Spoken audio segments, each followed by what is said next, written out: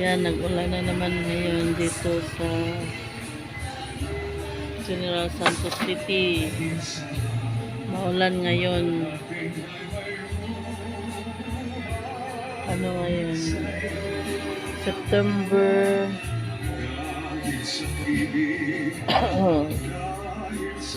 September 13. Ayan, September 13. Maulan na tanghali. Ayan, masaya na naman ang mga tanim. Ayan, green na green grass. So, dito ako sa taas. Ayan ang daan,